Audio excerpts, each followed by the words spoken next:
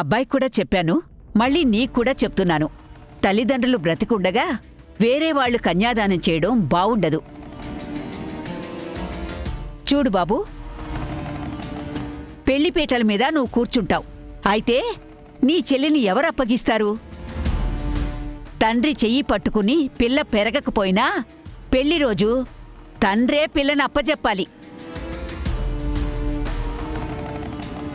నేను ఎవ్వరి మనసు నొప్పించడానికి మాట్లాడ్డం లేదు. కాని ఈ పెళ్లి మాత్రం పద్ధతి ప్రకారమే జరగాలి. ఎవరు మాట్లాడి ఒప్పిస్తారో అది మీ ఇష్టం. కాని పెళ్లిలో అయితే ఖచ్చితంగా అమ్మాయి నాన్న పక్కనుండాలి. మీ ఆయన వస్తేనే ఈ పెళ్లి జరుగుతుంది. రావే. బామ్మ, అది కాదు బామ్మ. రే, నువ్వు కూడా రా.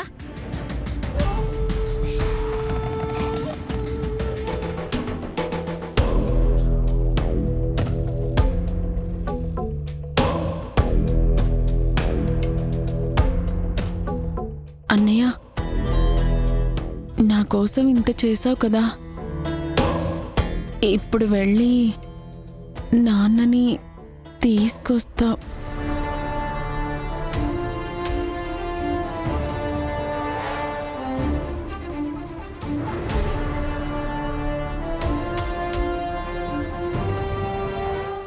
నేను చేయలేని పనిని నన్ను చేయమంటున్నావా? ఇప్పుడేంటి?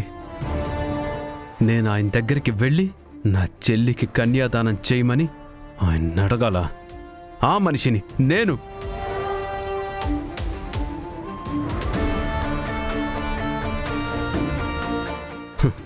ఎలా అవుతుంది పురి? ఎలా అవుతుంది? అన్నయ్య, ఇది నా జీవితం. ఒక్కసారి రాజీ పడితే పెళ్ళైపోతుందన్నయ్య. నువ్వింత సాక్రిఫైస్ చేసావు, నా కోసం ఈ ఒక్కటి చేయలేవా?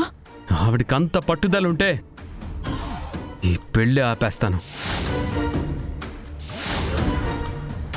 క్యాన్సిల్ చేసేద్దాం.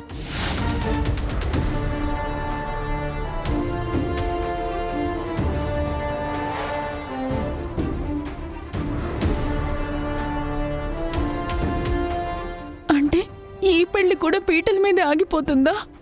నా బతుకింతేనా అన్నయ్య? ఇక నాకు జీవితంలో పెళ్లి చేసుకునే యోగమే లేదా? ధ్రువాని నా ప్రాణం అనుకున్నాను.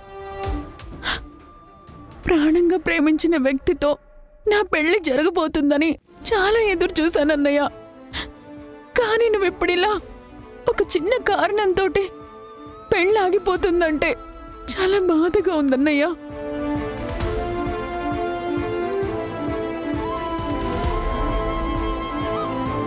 పురి, నీ పెళ్లి చేయటానికి వాడెంత కష్టపడుతున్నాడో నాకు తెలుసు. ఎవరేమి ఇబ్బంది పడకండి, నేను వెళ్ళి ఆయన్ని తీసుకొస్తాను. అమ్మా, ఇంకెవరూ మాట్లాడకండి.